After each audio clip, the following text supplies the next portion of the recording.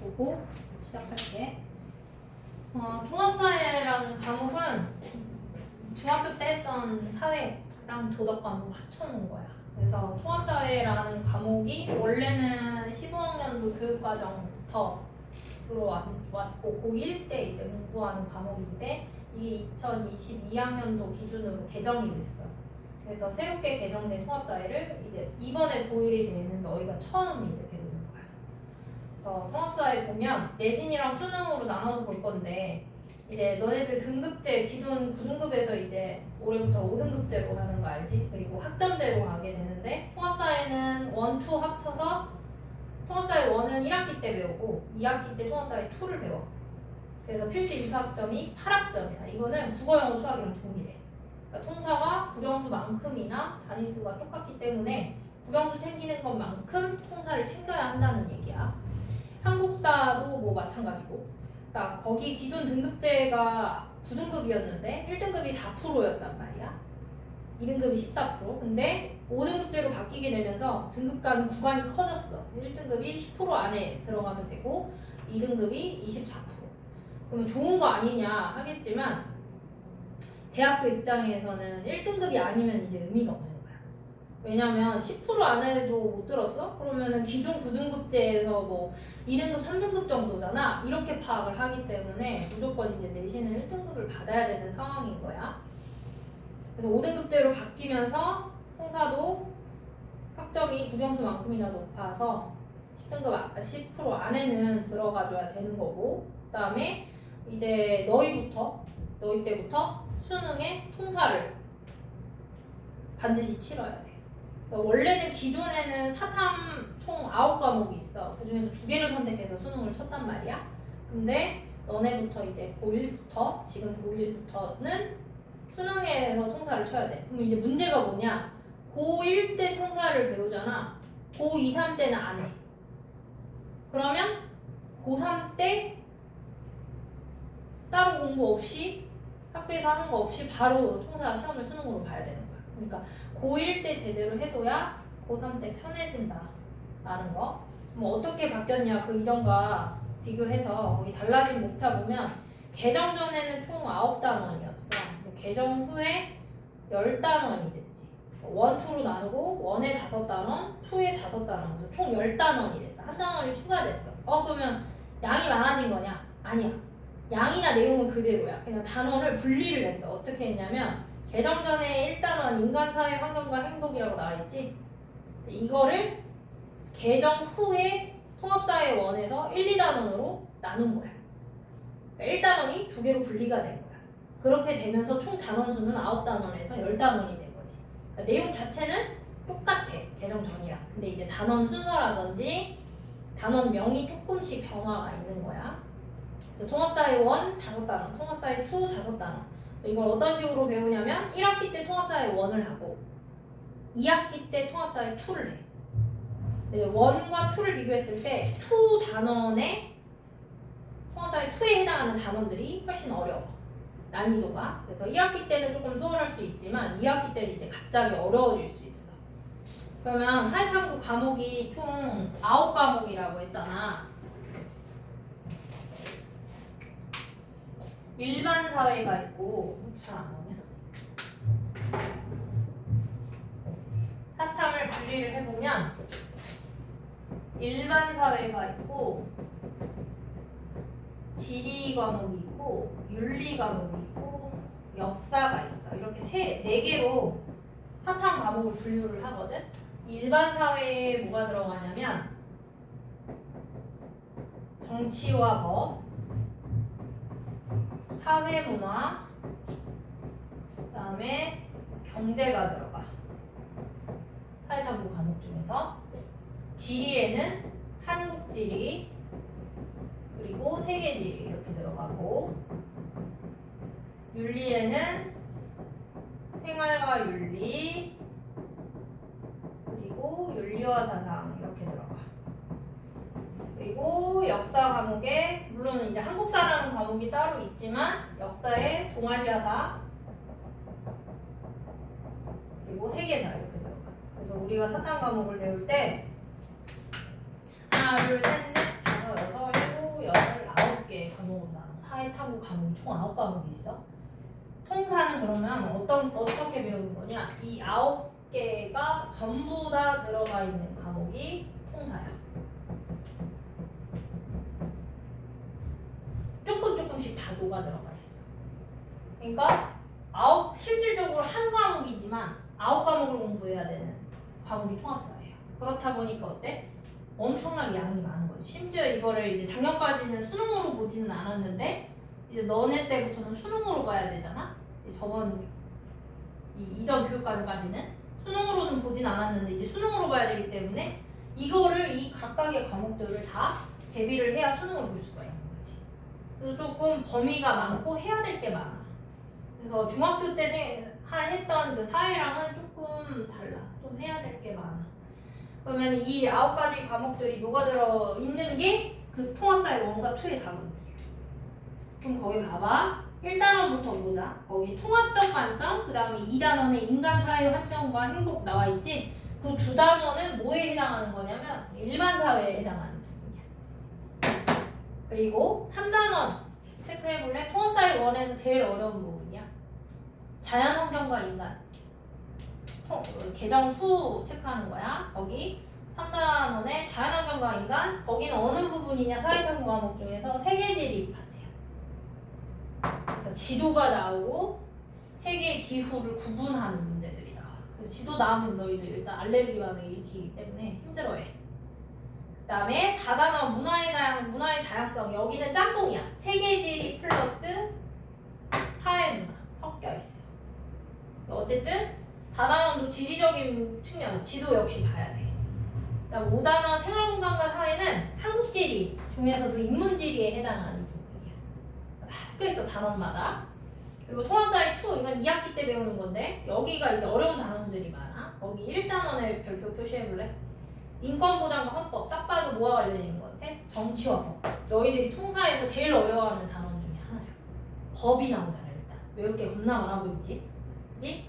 그 다음에 두 번째, 통합사회 2의 두 번째, 그러니까 7단원이지 정확하게는 사회정의와 불평등 나와 있잖아. 그건 어디 부분과 관련이냐?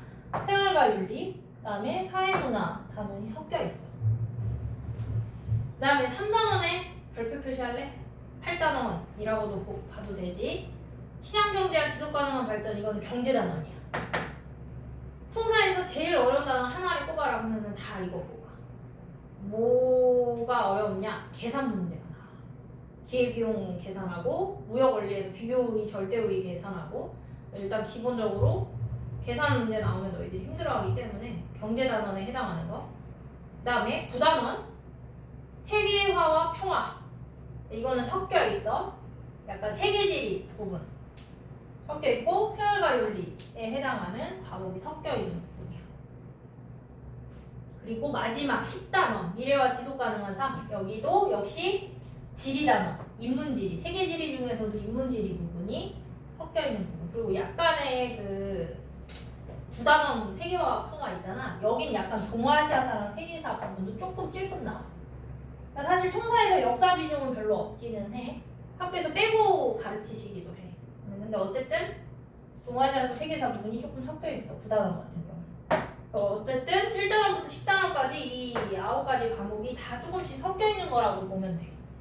그러니까 공부를 할 때 통사 하나만 놓고 본다기보다 학교 선생님들은 총 거의 한 3분씩 들어오거든? 서울예보 같은 경우는 3분이 들어가. 그러니까 작년이지. 까지는 3분이 들어왔어. A, B, C 이렇게 나눠서. 그럼 어떻게 들어오시겠어? 선생님들도 전공 분야가 있을 거 아니야. 그러니까 지리 선생님 1명, 일반 사회 선생님 1명, 윤리 선생님 1명 이렇게 3명이 들어가. 그러니까 각자 해당하는 부분만 가르치고 빠지는 거야. 그러니까 선생님이 3분이기 때문에 범위가 어떻겠어? 당연히 많겠지. 1명씩 조금씩 가르치면 되니까 범위는 많지. 근데 이제 너희들이 해야 되는 거는 너무 많은 거지. 그래서 3분이 들어와. A, 통사 A, 통사 B, 통사 C 이런 식으로 2명에서 3명 이렇게 들어온단 말이야.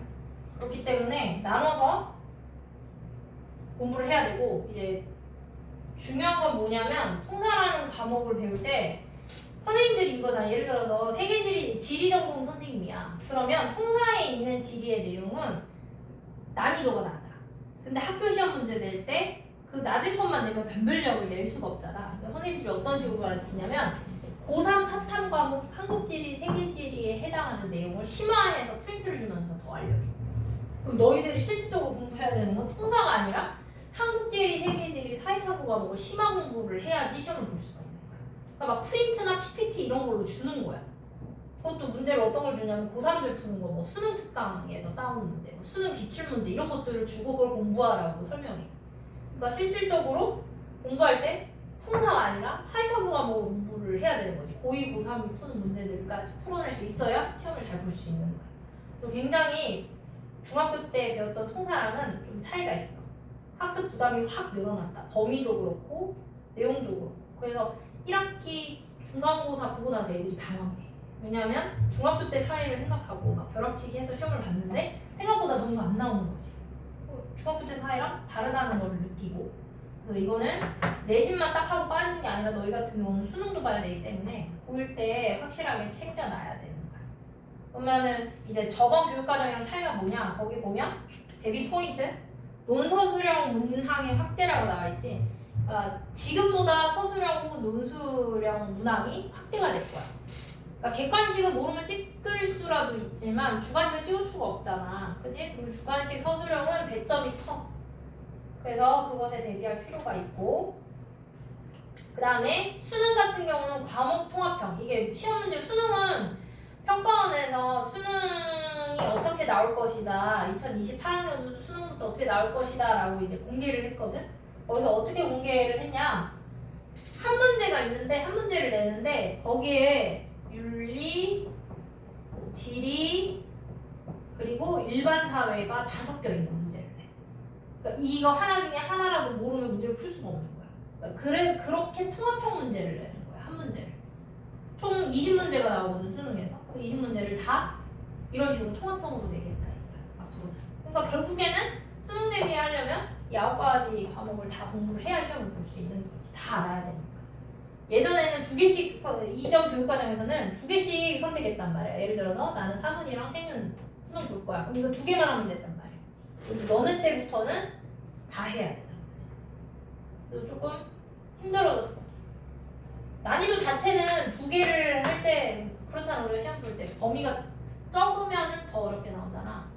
근데 다행히 이렇게 펼쳐져 있기 때문에 문제가 그렇게까지 막 어렵게 나오진 않겠지만, 물론 필러 문항은 있겠지. 하지만 어쨌든 범위 자체가 넓으니까 이 통합형 문제에 대비를 해야 돼, 수능 같은 경우는.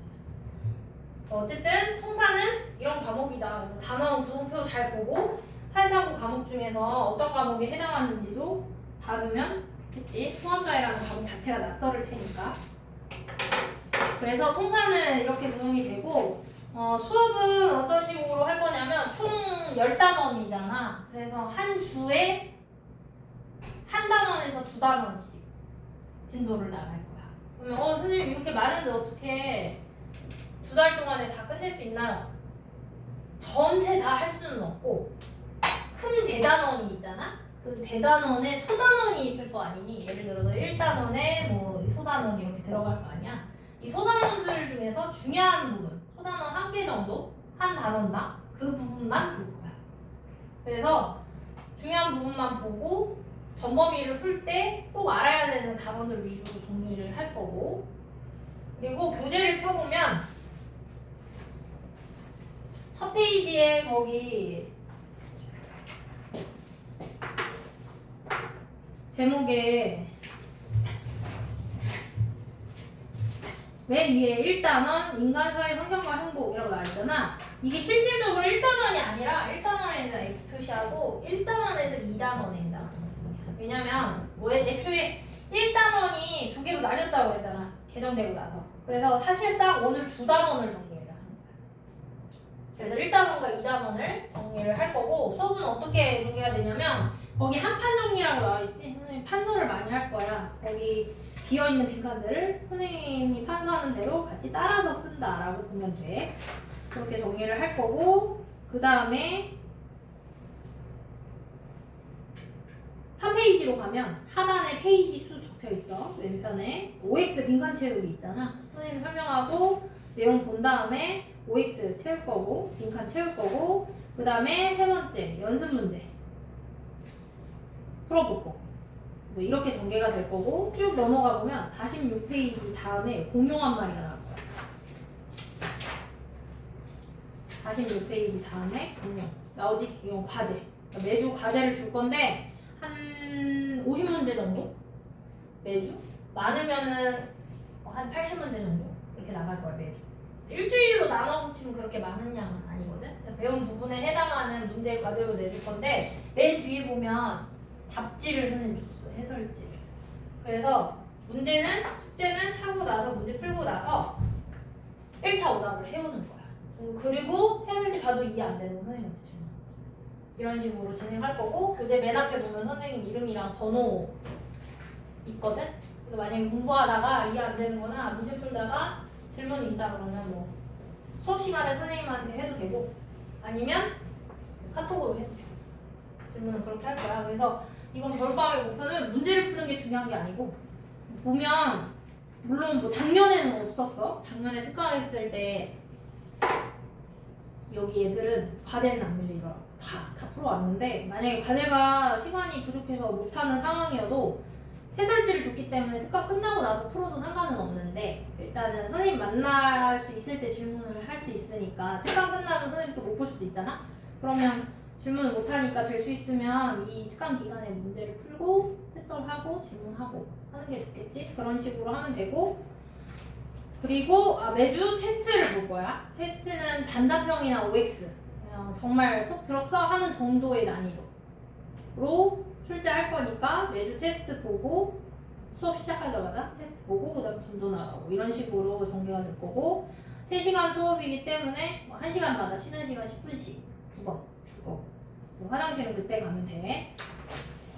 자 일단은 우리 오늘 1단원 그 다음에 2단원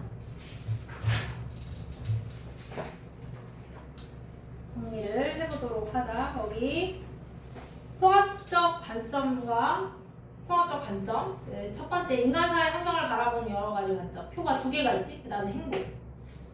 이 1번은 1단원에 해당하는 거고 그 밑에 표 2번은 2단원에 해당하는 거야. 그래서 1, 2단원이 지금 섞여 있어. 첫 번째 페이지에. 그래서 1단원은 첫 번째 인간사회 환경을 바라보는 여러 가지 관점. 여기는 이제 일반 사회에 해당하는 부분이야. 그러니까 사회를 바라볼 때 여러 가지 관점들이 있는데 그 관점에 어떤 것들이 있느냐를 배우는 부분이야. 그래서 총 5가지 관점이 있지. 그 각각을 하나하나 정리를 할 거야. 선생님 필기하는 대로 같이 맞춰서 필기하면 돼. 첫 번째는 시간적 관점.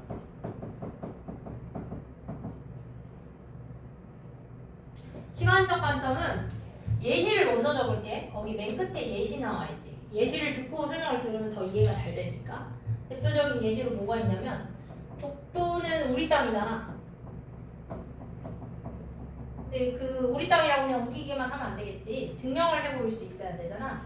그 독도가 우리 땅이다 라는 걸 얘기할 때 이 독도가 왜 우리 땅인지에 대해서 뭐 옛 문헌이나 뭐 고지도나 이런 것들을 탐구하는, 즉 과거의 사례를 중심으로 과거에 이러이러한 기록이 있어. 그래서 독도는 우리 땅이야.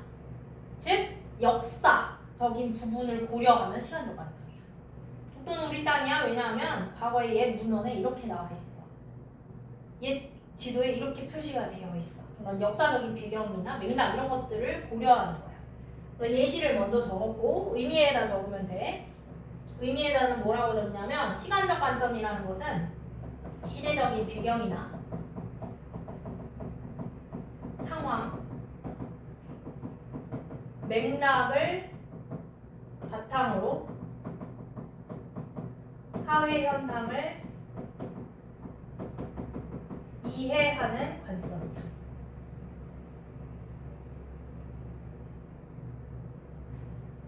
됐지? 옛날, 과거의 사례를 중심으로. 그래서 의미에다 적으면 되고 특징에다 마지막으로 뭐라고 적느냐? 얘네들은 시간적 표현을 반드시 명시를 해.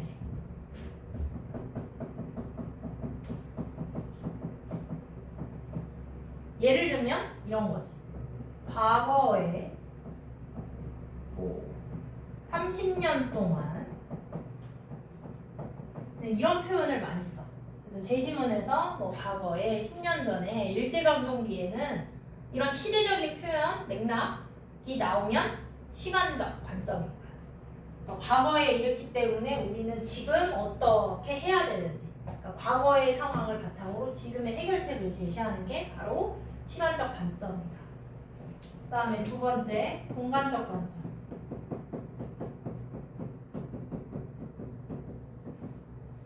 공간적 관점이라는 건 예시를 역시 마찬가지로 먼저 적자.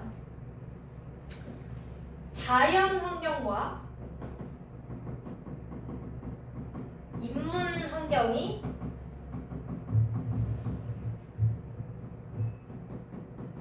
인간 생활에 미치는 영향에 대해서 초점을 두는 게 공간적 관점이에요. 자연환경이라는 게 뭐냐? 쉽게 말해서 기후야. 열대기후에 사는지 냉대기후에 사는지 뜨거운 나라에 사는지 차가운 나라에 사는지에 따라서 생활 모습이 다르지. 그치? 이게 자연환경이 인간에게 영향을 미치는 거. 인문환경은 대표적으로 종교 같은 게 있어. 예를 들어서 이슬람교 사람들은 돼지고기를 금기시하지. 이슬람교라는 영향 때문에 인간이 돼지고기를 먹지 않는 거. 그 지역 사람들이. 이런 것들이 인간 생활에 미치는 영향. 이거를 고려하는 게 공간적 관점이에요. 즉, 의미에다가 적으면 위치, 지역, 장소, 그리고 네트워크, 그리고 지역 간 이동.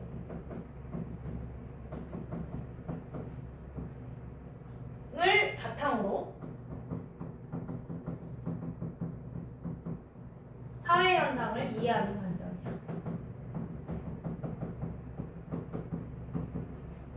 이 단어들이 다 공간적 관점의 키워드야. 위치, 지역, 장소, 네트워크. 그래서 얘네들은 이 위치나 지역이나 장소나 네트워크와 같은 내용들을 키워드로 해. 예를 들면은 이 공간적 관점에서 잘 나오는 게 각종 지도, 그 다음에 위도. 위도라는 거는 고위도인지 저위도인지 이런 것들이지. 어느 지역에 있는지. 그 다음에 뭐 이동 방향. 이런 것들. 그래서 위치를 나타내주는 이런 표현들이 출제가 되면 공간적 관점. 그래서 제일 많이 나오는 건 지도. 나오면 공간적 관점이다. 뭐 예를 들어서 또 다른 예시 중에 이런 거 있지. 왜 이렇게 한국이 왜 일본의 식민 지배를 받고 뭐 이렇게 외침이 잦았느냐? 왜 이렇게 왜 서양 세력이든 주변에 일본이든 왜 이렇게 많이 쳐들어왔느냐? 이 대한민국의 삼면이 바다라는 반도적 특성 때문이다. 뭐 이런 제시문이 나왔다. 그러면 공간적 관점인 거지. 위치, 삼면이 바다인 반도체 이런 것들. 이게 바로 공간적 관점. 세 번째, 사회적 관점.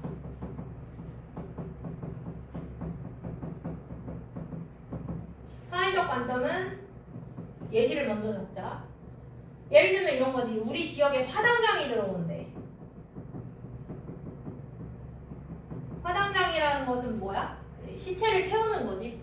장례를 치르기 위해서. 뭐 우리 지역에 화장장이 들어온다고 하면 사람들이 좋아해 싫어해? 싫어한단 말이야. 님비 현상이라고 하잖아. 우리 지역에는 안 돼. 그럼 이 화장장 건설하는 데 있어서 이런 법적 절차를 고려하는 거야. 이 화장장이 유치되는 데 있어서 법적인 문제는 없는지 이런 법과 제도적인 측면에서 고려하는 것을 우리는 사회적 관점이라고 해요. 즉 중요해. 사회 제도나 사회 구조나 사회 제도를 중심으로 사회 현상을 이해하는 관점이 바로 사회적 관점이야. 그럼 여기서 이제 구분해야 되는 게 있네. 사회 구조랑 사회 제도의 차이가 뭔가?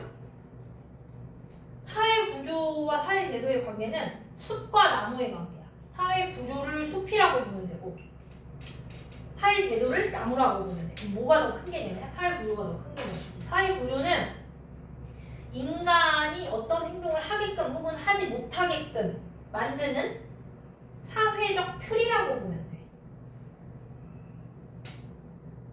예를 들어서 대한민국은 자유민주주의 국가야. 그럼 이런 자유민주주의 시스템? 이거 자체가 사회 구조야. 그럼 그 자유민주주의를 뒷받침하는 여러 법과 제도들이 있을 거 아니야. 복수정당제라든지 사건분립제라든지 이런 것들이 바로 사회 제도야. 즉 사회 제도는 법, 제도와 같은 절차와 관련된 부분이야. 이게 사회 제도. 어떤 사회문화 현상을 바라볼 때 구조나 제도의 포인트를 맞춰서 바라보면 사회적 관점. 그래서 얘네들은 주로 제시문이 어떻게 나오냐? 무슨 법, 무슨 제. 즉 시스템적인 측면을 말하고 있으면 사회적 관점이야.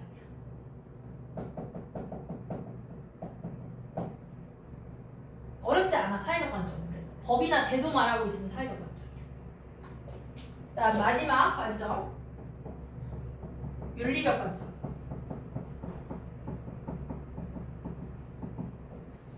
윤리적 관점은 말 그대로 도덕이야.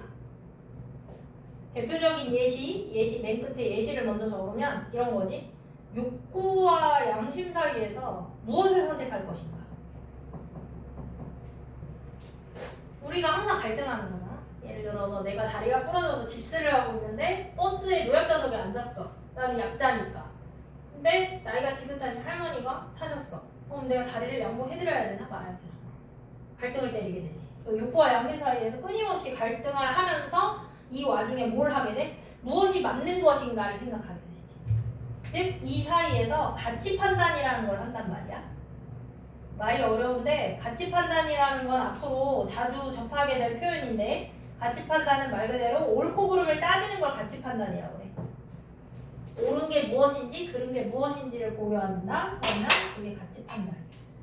어쨌든 욕구와 양심 사이에서 고민하고 무엇이 옳은지에 대해서 생각하는 거지. 윤리적 관점이라는 건 말 그대로 뭐야? 가치 판단을 통해서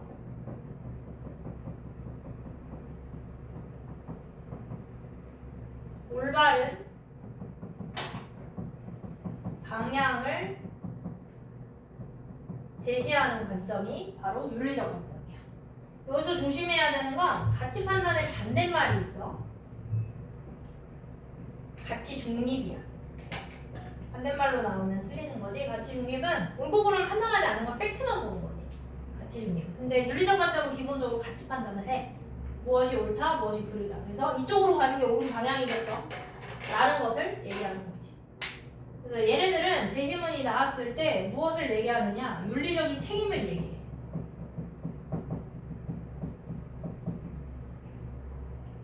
그 다음에 옳은 방향을 제시해.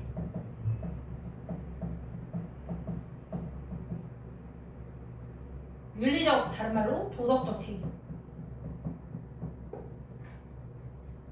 이런 걸 얘기하고 있다. 그러니까 도덕 교과서 같은 얘기를 한다.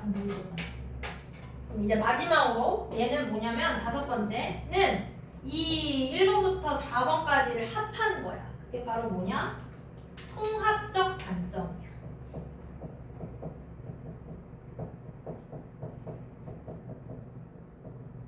통합적 관점이라는 건 뭐냐면 우리가 앞에서 했던 시간적 관점, 공간적 관점, 사회적 관점, 윤리적 관점. 이 네 가지를 종합해서 사회 현상을 이해하는 거야.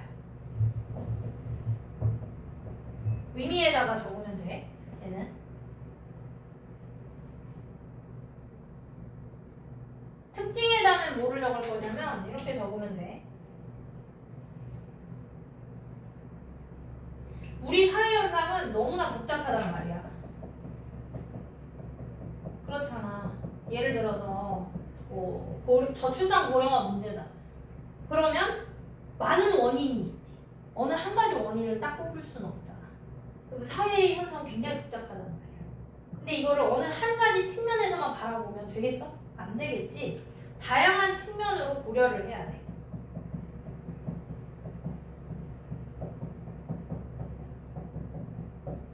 그래야 무엇을 제시할 수 있냐면 근본적인 해결책을 제시할 수 있어. 그래서 우리에게 통합적인 관점이 필요한 이유는 뭐냐? 사회는 너무나 복잡다변하기 때문에 그걸 이해하려면 어느 한 가지 관점, 특정 관점으로만 이해할 수 없다. 그러니 다양한 측면을 고려해서 근본적인 해결책을 제시해야 한다. 이게 통합적 관점의 특징. 예시를 간단하게만 적어볼게. 자, 기후변화라는 문제가 있어, 사회현상.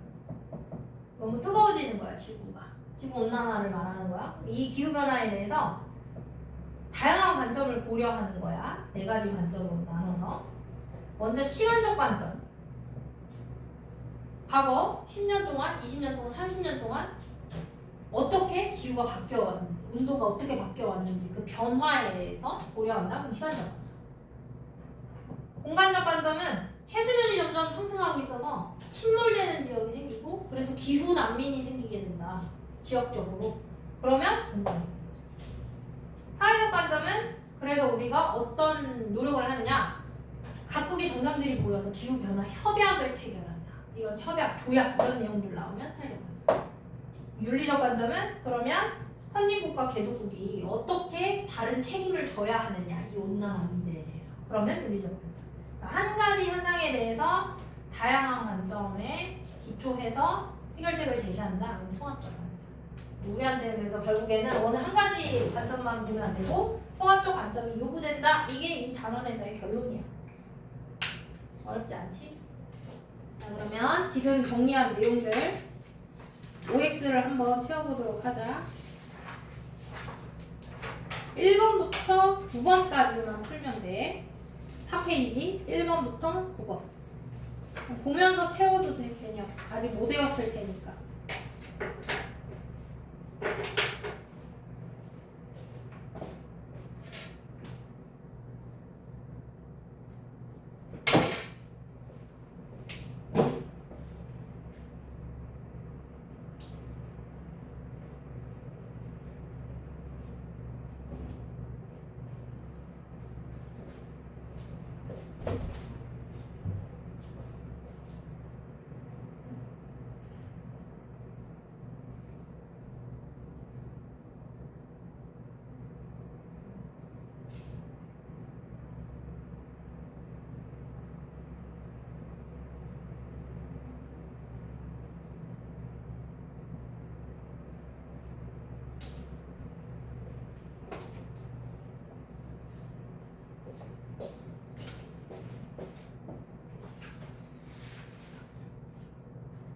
채우고 5페이지에 연습 문제 1번부터 4번까지도 풀어볼래? 방금 한 거야. OX 1번부터 9번, 그 다음 연습 문제 1번부터 4번.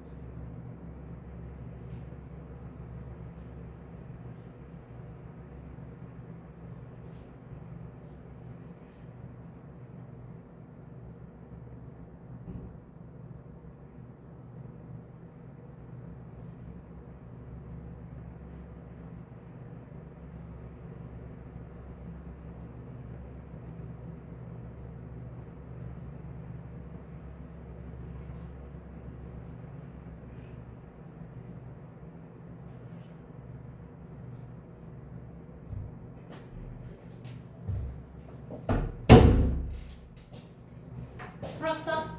응. 거기 3페이지에 1번에 OX 첫 번째는 무슨 관점? 윤리적 관점.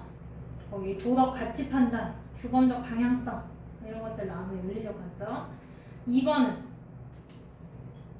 공간적 관점이지. 거기 장소, 위치, 이동, 네트워크 이런 단어들 나오면 공간적 관점.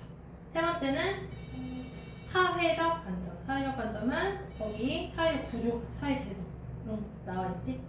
그다음에 네 번째 시간적 관점은 시대적 배경, 맥락. 그다음에 다섯 번째는 통합적 관점이 전부 다 고려하는 거. 6번은 O니 X니? X지. 하나의 관점이 틀렸지. 다양한 관점을 고려해야 되는 거고.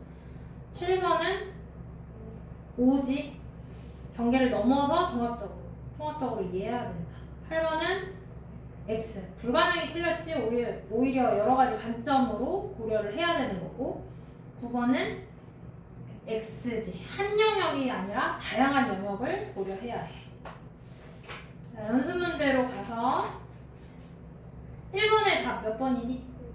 5번이지. 그럼 기업과 니은이 왜 틀렸는지 한번 보자. 기업은 무슨 관점일까? 지역 이렇게 나와 있으니까 공간적 관점이라고 해야 되고, 니은은 과거에 비해서 현재, 과거에는 이랬는데 지금은 이렇다 이런 표현 나오면 시간적 관점. 그래서 5번이 정답. 2번 문제에 거기 장소, 분포, 네트워크 이런 단어들 나와 있네. 무슨 관점? 공간적 관점이지. 그럼 적절하게 응답한 거 몇 번일까? 3번이지. 나머지 틀린 거 보자. 1번 선지는 무슨 관점이겠니? 시간적 관점이지. 그지? 그 다음에 2번은 무슨 관점? 법률 이렇게 나와 있으니까 사회적 관점. 그 다음에 4번은 윤리적 관점이지. 대놓고 윤리학자들이라고 나와 있잖아. 그 다음에 5번은 무엇이 바람직한지에 대해서 조사하네. 역시 윤리적 관점인 거야. 그래서 답이 될 수 없겠지. 그 다음에 3번 문제. 갑을병정 4명이 나와 있는데 얘네들이 각각 말하는 관점을 찾아줘야 되겠네. 갑은 어떤 관점이니? 농촌과 도시. 공간적 관점이야. 농촌 그리고 도시 두 지역으로 나눠서 얘기하고 있거든. 을은 무슨 관점이니? 그치. 거기 세 번째 줄 끝에 기초연금 등 사회복지 비용, 사회복지 제도에 대해서 얘기하고 있잖아. 얘는 사회적 관점이야. 병은 무슨 관점이니? 그치. 누가 책임을 질 것인가. 윤리적 관점. 정은? 그치. 60년대부터 이렇게 변화하고 있다. 시간적 관점. 정답은 몇 번일까? 그치. 디귿은 왜 틀렸어? 윤리적 관점이 병이잖아. 그러면 가치 중립적이면 안 되지. 오히려 가치 판단을 해야 되는 거고. 리을은 오히려 시간적 맥락을 고려해야 되는 거잖아. 무관은 상관이 없다는 얘기니까 무관 틀렸지. 그래서 기억니은 1번이 정답. 마지막 4번 문제. 4가지 관점. 축구에 대해서 어떻게 얘기하고 있느냐. 가는 무슨 관점이니? 그치. 거기 두 번째 줄 끝에 법, 제도 이런 것들을 고려하고 있으니까 사회적 관점. 나는 기원 그리고 마지막에 시기 순서대로 시간적 관점. 다는 윤리적 관점이지. 노동 착취 이거를 인권 보호의 측면에서. 그 다음에 라는 공간적 관점이겠지. 지도. 그러면 각각 4가지 관점에서 바라본 축구에 대한 설명으로 적절한 거고 정답은 4번이지. 그치? 장소, 분포, 공간적 관점. 얘도 마찬가지. 나머지 왜 틀렸는지 보자. 1번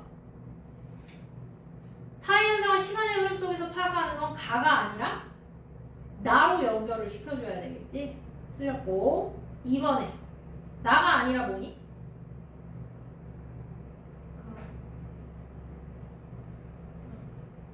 주거. 같이. 그치. 다에 연결을 시켜줘야 돼. 틀렸지?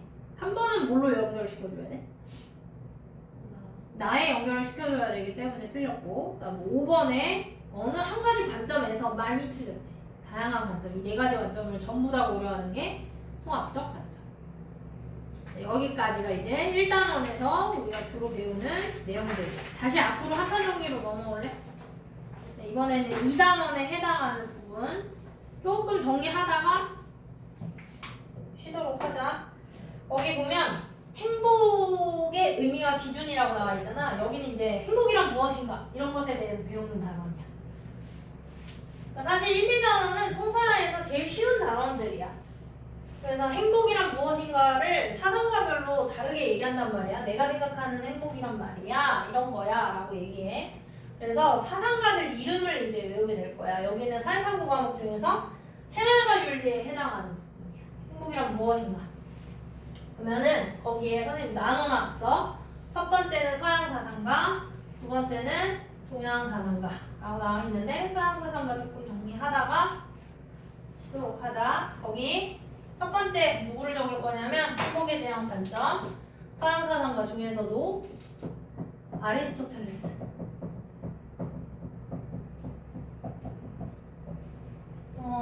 사상가 이름을 적고 그 옆에는 내용을 적으면 돼. 아리스토텔레스는 행복을 뭐라고 비유하냐면 행복이라는 것은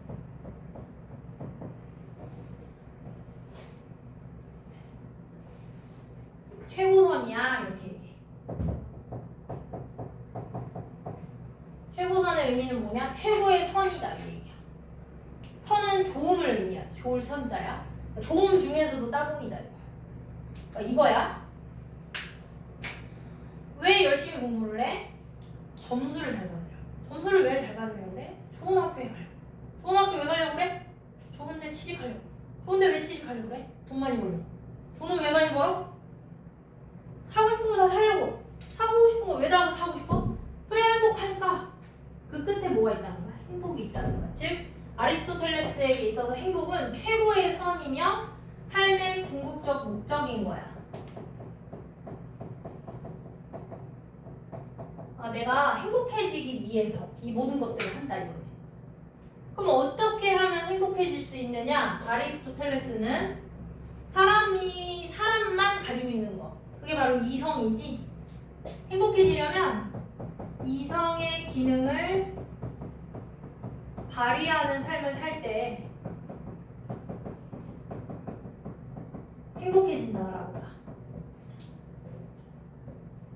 이성에 따른 삶을 살았을 때, 이성을 제대로 발휘했을 때, 그럴 때 행복을 얻을 수 있어 라고 얘기하는 게 아리스토텔레스. 고대 서양 사상가야. 그 다음에 두 번째 칸 에피쿠로스.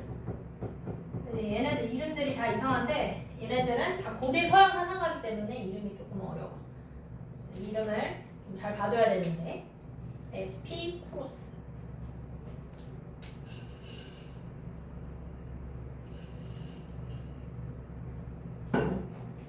얘는 쾌락주의자야. 쾌락주의의 뜻이 뭐냐? 쾌락은 선이고 고통은 악이다 이거야. 쾌락은 좋은 거고 고통은 악이야. 쾌락은 좋고 고통은 싫어 이거야. 이게 쾌락주의야. 근데 에피쿠로스는 그러면 쾌락을 계속 더하면 좋은 거냐? 계속 들이붓기만 하면 되는 거냐? 그건 아니라고 봐. 뭐라고 얘기하냐면 얘는 일단은 자연적이면서 필수적인 쾌락을 최소한으로 충족해야 된다라고 얘기해. 그러니까 다다익선이다 이 느낌은 아니야. 그러면 자연적인 쾌락이면서 필수적인 쾌락에는 대표적으로 뭐가 있어? 식욕이 있지. 안 먹으면 어떻게 돼? 당장 죽어. 배고파. 자연적이지? 필수적. 없으면 죽어. 식욕을 충족해. 예를 들어서 내가 제일 좋아하는 음식이 돈가스다. 그럼 돈가스를 100장, 1000장 먹으라는 게 아니라 굶어 죽지 않을 정도만 한두 장만 먹어라 이거지. 이게 에피쿠로스가 추구하는 거야. 자연적이고 필수적인 쾌락. 그럼 자연적이고 필수적이지 않은 쾌락에 대표적으로 뭐가 있어? 권력, 명예욕 이런 쓸데기 없는 것은 추구하지 말아라 이 얘기야. 즉 어떤 삶을 살아라? 절제해라 이 얘기지. 절제해. 많이 먹는다고 해서 좋은 게 아니야. 네가 돈가스 아무리 좋아해도 10장, 20장 먹어봐. 토하지? 이게 에피쿠로스예요. 절제해라. 그 다음에 세 번째, 얘는 쾌락 중에서도 육체적인 쾌락보다는 정신적인 쾌락을 중요시 여겨.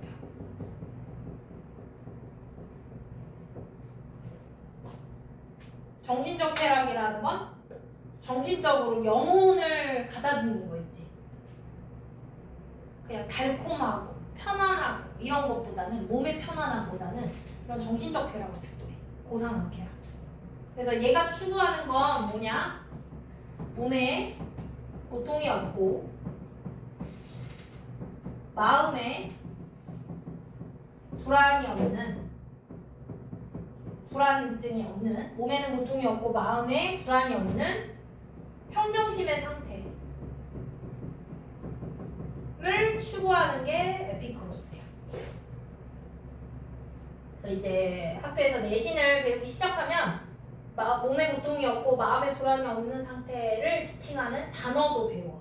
학교 선생님들이 주관식으로 내기 좋아하는 단어가 있는데 그거는 뭐 지금 하지는 않을 거야.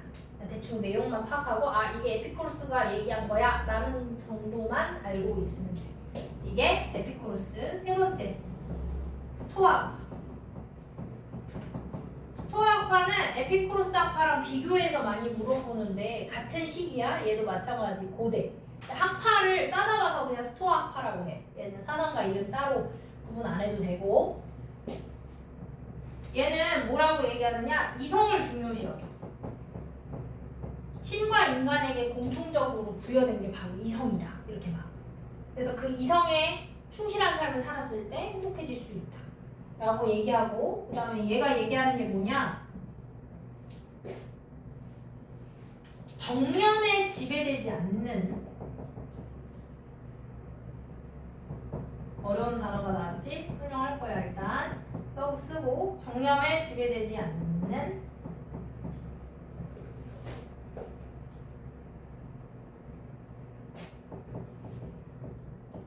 초연 한상을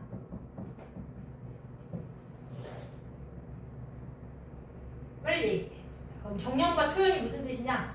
정념이라는 것은 이성과 반대되는 개념이라고 보면 돼. 각종 잡생각, 어떤 맛있는 걸 먹을까 봐 감정과 관련된 거 있잖아. 쌀뜨기 하는 감정, 질투, 시기 뭐 이런 것들, 이런 것들에 지배되지 않는, 크게 영향을 받지 않는. 초연이라는 단어는 영어로 치면 I don't care야.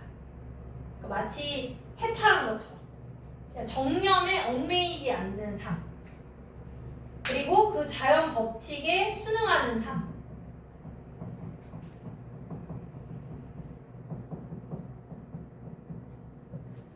그러니까 이거야. 스토아파에서 강조하는 거를 예시로 들어줄게.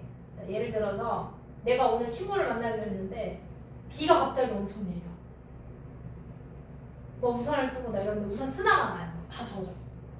그럼 봐봐. 비가 내리는 걸 내가 어찌할 수 있어? 어찌할 수 없어. 하지만 비에 대한 나의 생각을 바꿀 수 있잖아.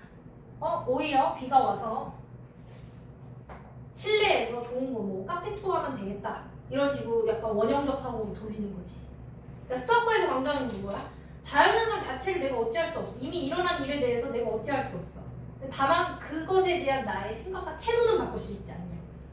그래서 정념에 지배되지 않는 I don't care하는 삶을 살면 그것이 곧 행복 아니겠냐. 그래서 스토아파랑 에피쿠로스의 공통점이 있다면 그럼 결국엔 그 마음이 어떤 마음이야? 흔들리지 않는 마음이지. 그거를 얘네들은 부동심이라고 얘기해. 흔들리지 않는 마음이라는 뜻이야. 부동심, 즉 똑같은 말로 평정심을 추구하는 거야. 쉽게 말해서. 이게 바로 스토아파의 특징. 그래서 아리스토텔레스, 에피쿠로스, 스토아파까지가 고대 서양 사상가야. 고대. 이제 조금 시기가 뒤로 가서 칸트라는 사람을 정리할 거야. 얘는 이제 근대 서양 사상가 건데 얘는 약간 좀 이해가 필요한 게 얘는 약간 결벽증 환자야. 그래서 독일 사람인데 독일의 철학자인데 시간을 분 단위로 쪼개졌어. 1시간 단위 분 단위 1분, 2분, 3분 이런 식으로 굉장히 딱딱 맞아 들어가는 삶을 추구하는 사람이야. 참고로 이 칸트는 그럼 행복을 뭐라고 보냐? 본인이 생각하는 도덕 법칙에 있어.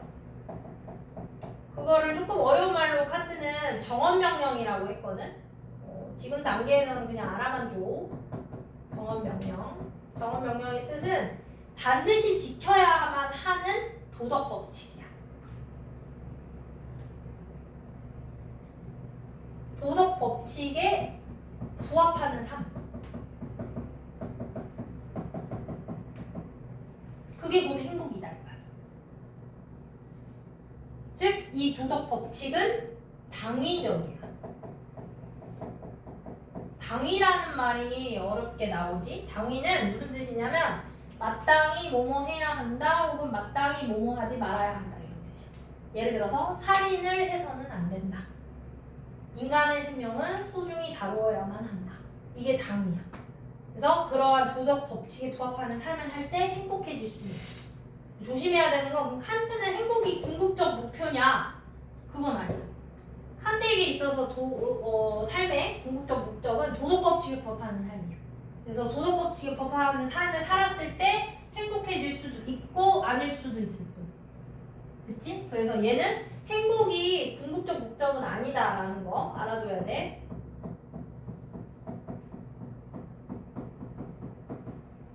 행복해지기 위해서 도덕 법칙에 따른 삶을 살아야 하는 게 아니라 도덕 법칙에 따른 삶을 살았을 때 행복해질 수도 있는 거야. 그치? 까다로워 칸트가. 그래서 다음 5번째, 칸트랑 정반대 얘기를 하는 애들이 있어. 그게 누구냐? 벤담과 그리고 밀이야. 얘네들을 우리는 뭐라고 배우냐면 공리주의 사상가라고 배워. 공리주의는 무슨 뜻이냐? 얘네들 사상의 특징이 뭐냐? 쾌락을 추구하고 고통을 회피하려고 해. 약간 비슷한 사람이 떠오르지 않아? 바로 옆에 있는 에피쿠로스. 쾌락은 선이고 고통은 악이다. 이 공리주의를 타고 올라가 보면 뿌리가 얘야. 그래서 얘랑 되게 비슷한 거야. 그래서 얘네들은 쾌락은 많으면 많을수록 좋고 고통은 적으면 적을수록 좋아. 그래서 얘네들이 추구하는 게 뭐냐? 최대 다수의